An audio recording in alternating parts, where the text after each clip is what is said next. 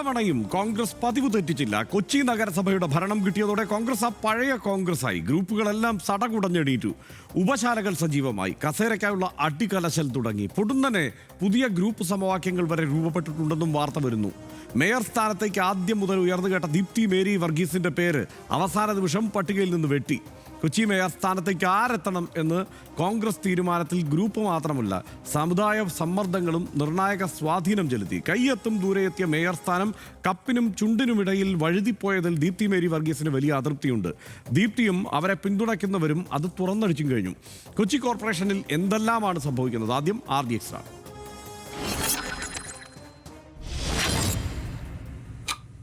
Mayor പദവിക്ക് term വ്യവസ്ഥ ഏർപ്പെടുത്താനാണ് നേതൃത്വം എടുത്ത തീരുമാനം. അഡ്വക്കേറ്റ് VK മിനിമോൾക്ക് ആദ്യ അവസരവും ഷൈനി മാത്യുവിന് രണ്ടാം അവസരവും. കൗൺസിലർമാരുടെ പിന്തുണയും ഭൂരിപക്ഷവും പരിഗണിച്ചാണ് തീരുമാനമെന്നാണ് ഔദ്യോഗിക വിശദീകരണം. അങ്ങനെയെങ്കിൽ കൂടുതൽ കൗൺസിലർമാരുടെ പിന്തുണ ലഭിച്ച ഷൈനിയെ രണ്ടാം ടേമിൽ പരിഗണിക്കാനായി തീരുമാനിച്ചത് എന്തുകൊണ്ടെന്ന ചോദ്യം ഉയർത്തുന്നവരുമുണ്ട്. മേയർ സ്ഥാനത്തേക്ക് പരിഗണിക്കാത്തതിൽ പരാതിയില്ലെന്ന് പറയുമ്പോഴും അതൃപ്തി വ്യക്തമാക്കി തന്നെ നേതൃത്വത്തിനെതിരെ തുറന്നടിച്ച് ദീപ്തി മേരി വർഗീസ് രംഗത്തെത്തുകയും ചെയ്തു. അജയ് തറയലിനെയും കുഴൽനാടനെയും പോലുള്ള നേതാക്കളുടെ പിന്തുണയും ദീപ്തിക്കുണ്ട്. ഡൊമിനിക് പ്രസന്റേഷനും N വേണുഗോപാലിനും എല്ലാമെതിരെ ദീപ്തി പക്ഷം ആരോപണം ഉന്നയിക്കുന്നുണ്ട്. രഹസ്യ വോട്ടെടുപ്പിന് പകരം ഗ്രൂപ്പ് നേതാക്കളായ ഡൊമിനിക് പ്രസന്റേഷനും N വേണുഗോപാലും നേരിട്ടാണ് കൗൺസിലർമാരെ കേട്ടത്. അവർ പുറത്തു പറഞ്ഞത് പ്രകാരം ദീപ്തിക്കുള്ളത് 3 കൗൺസിലർമാരുടെ മാത്രം പിന്തുണയാണ്. ഈ കണക്ക് അവിശ്വസനീയമാണെന്ന നിലപാടാണ് ദീപ്തിക്കും അവരെ പിന്തുണയ്ക്കുന്നവർക്കും ഉള്ളത്. RDX rap news Malayalam.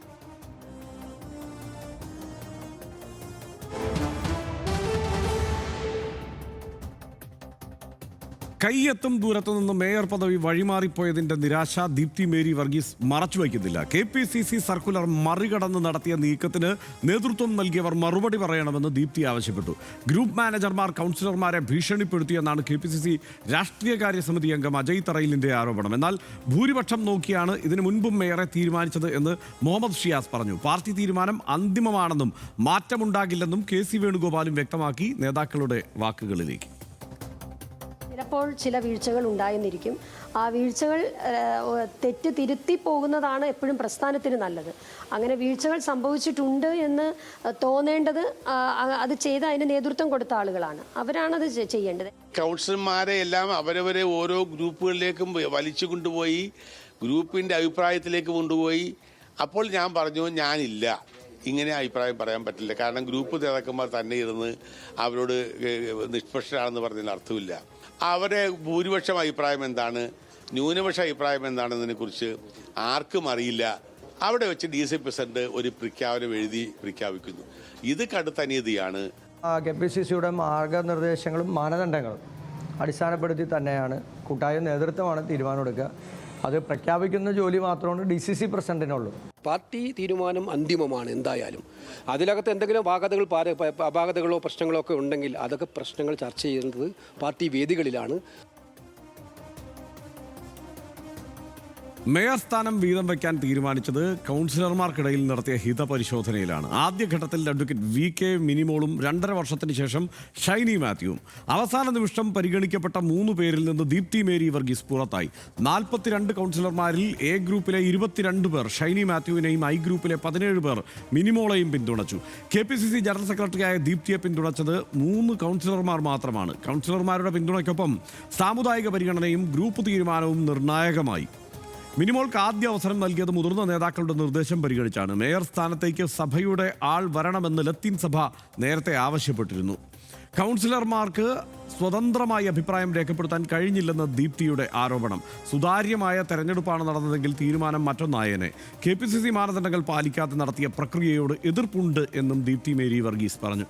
ഒരു വിലപേശലിനും താൻ പാർട്ടിയുടെയോ നേതാക്കളുടെയോ മുന്നിൽ പോകില്ലെന്നും ദീപ്തി മേരി വർഗീസ് പറഞ്ഞു. ദീപ്തിയെ മെട്രോപൊളിറ്റൻ കമ്മിറ്റി ചെയർപേഴ്സണാക്കി അനുനയത്തിന് നേതൃത്വത്തിന്റെ നീക്കമുണ്ട്. മേയർ തെരഞ്ഞെടുപ്പിൽ VD സതീശനെ ലക്ഷ്യം വെച്ച് ഒളിഞ്ഞും തെളിഞ്ഞും ആരോപണങ്ങളുണ്ട്. DCC പ്രസിഡന്റ് മുഹമ്മദ് ഷിയാസിന്റെയും ജില്ലയിലെ ചില നേതാക്കളുടെയും അവരെയും ലക്ഷ്യം വെച്ചുള്ള വിമർശനവുമുണ്ട്. സംവരണത്തിൽ രാഷ്ട്രീയത്തിൽ വന്നയാളല്ല താനെന്ന ദീപ്തിയുടെ പ്രതികരണം സതീശനെ ലക്ഷ്യം വെച്ചാണ്. ഭൂരിപക്ഷമാണ് മാനദണ്ഡമെങ്കിൽ എല്ലാം അങ്ങനെ വേണമെന്ന കുഴൽനാടന്റെ പ്രസ്താവനയും ഒളിയമ്പാണ്. ദീപ്തി വന്നതും മെറിറ്റിലല്ല, കൊണ്ടുവന്ന പവർ ഗ്രൂപ്പ് തന്നെ വെട്ടിയെന്ന് പാർട്ടി വിട്ട പ്രാദേശിക നേതാക്കൾ പറയുകയും ചെയ്യുന്നു.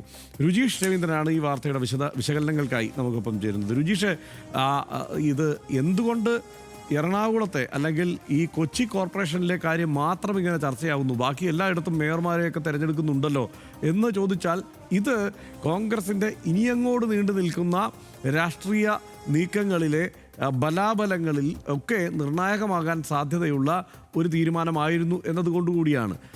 കൃത്യമായി ഇവിടെ ഗ്രൂപ്പ് പ്രവർത്തിച്ചിട്ടുണ്ട്, ഇവിടെ വിഭാഗീയത പ്രവർത്തിച്ചിട്ടുണ്ട്, പുതിയ ഗ്രൂപ്പ് സമവാക്യങ്ങൾ ഇടപെടുന്നുണ്ട്, അവരുടെ എല്ലാ അഭിപ്രായ പ്രകടനങ്ങൾ പുറത്തു വരുന്നുണ്ട്. ഇതാണ് അവസ്ഥ. എന്താണ് പൊതുവെയുള്ള വിശകലനം? ഹർഷൻ, ഇതിലെ ഏറ്റവും പ്രധാനപ്പെട്ട കാര്യം, നമ്മൾ ഇപ്പോൾ ഒരു കോൺഗ്രസ് നേതാവിനോട് സാധാരണഗതിയിൽ എന്തുകൊണ്ട് ദീപ്തി മേരി വർഗീസിനെ തഴഞ്ഞു എന്ന് ചോദിച്ചാൽ കോർ കമ്മിറ്റി തീരുമാനമെന്നായിരിക്കും അവർ വിവാദങ്ങൾ ഒഴിവാക്കാൻ ഒരുപക്ഷെ മറുപടി നൽകുക. പക്ഷേ ആരാണ് കോർ കമ്മിറ്റി എന്ന് ചോദിച്ചാൽ പണ്ട് നമ്മൾ കേട്ടതുപോലെ ഞാനും അപ്പനും അപ്പൻ്റെ പെങ്ങൾ സുഭദ്രയും എന്ന് പറയുന്നത് പോലെ ഒരു ഗ്രൂപ്പാണ് സത്യത്തിൽ ഈ കോർ കമ്മിറ്റി. അത് DCC പ്രസിഡന്റ് മുഹമ്മദ് ഷിയാസ് ആകട്ടെ, UDFന്റെ ചെയർമാൻ കൂടിയായിട്ടുള്ള ഡൊമിനിക് പ്രസന്റേഷൻ, N വേണുഗോപാൽ, ഇവർ തന്നെയാണ് ഇത് തീരുമാനിച്ചത്. ഇവർ തന്നെയാണ് ദീപ്തി മേരി വർഗീസിനെ ഒഴിവാക്കാനുള്ള തീരുമാനമെടുത്തത്. ഇവർക്ക് 3 പേർക്കും ദീപ്തി മേരി വർഗീസ് ഈ സ്ഥാനത്തേക്ക് വരാൻ താല്പര്യമുണ്ടായിരുന്നില്ല എന്നതാണ് ഏറ്റവും പ്രധാനപ്പെട്ട കാര്യം. അതിൽ തന്നെ ഈ തെരഞ്ഞെടുപ്പിലേക്ക് വരുമ്പോൾ നമുക്കറിയാം, ഒരുപക്ഷെ എല്ലാ മാധ്യമങ്ങളും ഏറ്റവും പ്രധാനമായ മുഖമായി വെച്ചിരുന്ന ഒരു നേതാവ് തന്നെയായിരുന്നു ദീപ്തി മേരി വർഗീസ്. ഒരുപക്ഷെ ഈ തെരഞ്ഞെടുപ്പിന് ശേഷം വിജയിച്ചാൽ ദീപ്തി മേരി വർഗീസ് തന്നെ മേയർ ആകും എന്ന തരത്തിൽ തന്നെയായിരുന്നു ആ പ്രചാരണം ഉണ്ടായത്. അന്നൊന്നും UDFന് ഇതിനെ എതിർക്കാനോ ആ തരത്തിലൊന്നും നിന്നിരുന്നില്ല. അതിന്റെ കാരണം ദീപ്തി മേരി വർഗീസിന് തന്നെയായിരുന്നു സാധ്യത. പ്രത്യേകിച്ച് ദീപ്തി ഇപ്പോൾ പറഞ്ഞുകൊണ്ടിരിക്കുന്ന KPCCയുടെ മാനദണ്ഡങ്ങൾ എന്ന് പറയുന്നത് ഉന്നതമായ സ്ഥാനം വഹിക്കുന്ന നേതാക്കൾക്ക് പ്രാധാന്യം നൽകണം എന്നത് ആ മാനദണ്ഡത്തിൽ ഉണ്ടായിരുന്നു. ദീപ്തിയേക്കാൾ കൂടുതൽ അതിന് അർഹയായ ഒരാൾ ആ കൂട്ടത്തിൽ ഉണ്ടായിരുന്നില്ല എന്നതുകൊണ്ട് തന്നെയാണ് ഉറപ്പായും ദീപ്തി മേരി വർഗീസ് തന്നെ വരും എന്ന ഒരു പ്രചാരണം ഉണ്ടായിരുന്നത്.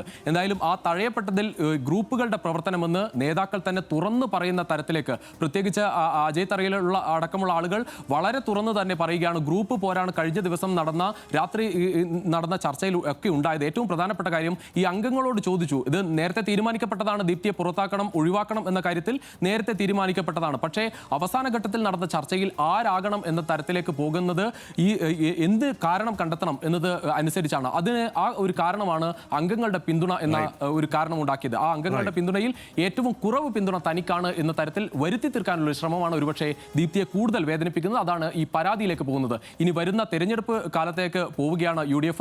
ഐക്യജനാധിപത്യ മുന്നണി എന്ന പേര് ഉറപ്പിക്കാനെങ്കിലും ഐക്യം വേണം. എന്തായാലും ഗ്രൂപ്പ് പ്രവർത്തനത്തിലേക്ക് പോകുന്നത് മുന്നണിക്ക് എന്തായാലും ഗുണകരമാകില്ല എന്ന തരത്തിൽ തന്നെയാണ് പൊതുവെ വിലയിരുത്തുന്നത്. റൈറ്റ്. എന്തായാലും ഈ കാര്യത്തിൽ എറണാകുളം ജില്ല എന്നത് VD സതീശൻ, പ്രതിപക്ഷ നേതാവ് VD സതീശൻ നിന്ന് പ്രവർത്തിക്കുന്ന മേഖലയാണ്. മുഹമ്മദ് ഷിയാസ് VD സതീശനൊപ്പം തോളോട് ചേർന്ന് പ്രവർത്തിക്കുന്ന DCC പ്രസിഡന്റാണ്.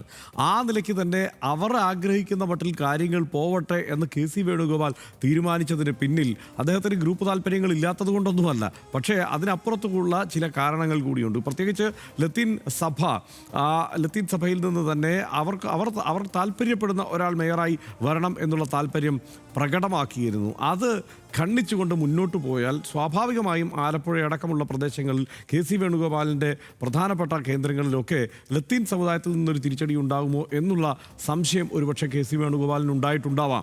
അതുമാത്രമല്ല, ഈ വരാനിരിക്കുന്ന തെരഞ്ഞെടുപ്പ് കാലത്തേക്ക് കടക്കുമ്പോൾ ആ നിലയ്ക്കൊരു വിട്ടുവീഴ്ച ഇവിടെ ചെയ്തതിൻ്റെ ബാക്കി എല്ലാ സാധ്യതയും ഇനി KC വേണുഗോപാലിനും ഒപ്പം നിൽക്കുന്നവർക്കും പ്രയോജനപ്പെടുത്താൻ കഴിയും. ഇന്നിപ്പോൾ കൃത്യമായി KC വേണുഗോപാൽ പക്ഷം എന്നതാണ്, അല്ലെങ്കിൽ KC വേണുഗോപാൽ ഗ്രൂപ്പ് എന്നതാണ് കേരളത്തിലെ ഏറ്റവും വലിയ ഗ്രൂപ്പ് തൽക്കാലം കോൺഗ്രസിൽ എന്നതൊരു യാഥാർത്ഥ്യമായി നിൽക്കെ ഐ ഗ്രൂപ്പിലും എ ഗ്രൂപ്പിലും ഉൾപ്പെട്ടവർ KC വേണുഗോപാലിനൊപ്പം നിൽക്കുന്നവരുണ്ട് എന്നത് ഒരു യാഥാർത്ഥ്യമായി നിൽക്കുകയാണ് ഇന്നിപ്പോൾ മാത്യു കുഴൽനാടൻ്റെ പരാമർശം വരുന്നത്. ഇനി അങ്ങോട്ട് അങ്ങനെയാണെങ്കിൽ എല്ലാ കാര്യത്തിലും ഭൂരിപക്ഷം മാത്രം നോക്കിയാൽ മതിയല്ലോ എന്നത് ഒരു സംശയവുമില്ല. അത് VD സതീശൻ അടക്കമുള്ളവർക്ക് അല്ലെങ്കിൽ ഈ തീരുമാനമെടുത്തവർക്ക് നേരെയുള്ള ഭീഷണി തന്നെയാണ്. ആ നിലയ്ക്കായിരിക്കും ഇനി തുടർന്നങ്ങോട്ട് സംസ്ഥാന രാഷ്ട്രീയത്തിൽ കോൺഗ്രസിലെ തർക്കങ്ങൾ മുറുകുക. അധികാരത്തിൻ്റെ വിദൂര സാധ്യതയെങ്കിലും ഉദിച്ചാൽ അതിനും അരനാഴിക മുമ്പേ കസേര കലാപം തുടങ്ങുന്നത് കോൺഗ്രസിൻ്റെ ഒരു ജനിതക സ്വഭാവമാണെന്ന് അവരെ വിമർശിക്കുന്നവർ എപ്പോഴും പറയാറുണ്ട്. ആ നിതാന്ത വിമർശനം അക്ഷരം പ്രതി ശരിവെക്കുന്ന സംഭവങ്ങളാണ് കൊച്ചി കോർപ്പറേഷനിൽ കാണുന്നത്. സെമി ഫൈനൽ എന്ന് വിശേഷിപ്പിച്ചാണ് മുന്നണികൾ തദ്ദേശ തെരഞ്ഞെടുപ്പിനെ നേരിട്ടത്. കൂട്ടായ നേതൃത്വവും കെട്ടുറപ്പുള്ള പ്രവർത്തനവുമാണ് കോൺഗ്രസിനെ തദ്ദേശപ്പോരിൽ തുണച്ചത്. സെമി ജയിച്ചതും ടീം തമ്മിലടിച്ച് പല വഴി പിരിഞ്ഞാൽ പിന്നെ എന്തുണ്ടാകുമെന്ന് കോൺഗ്രസ് നേതൃത്വം ചിന്തിക്കട്ടെ.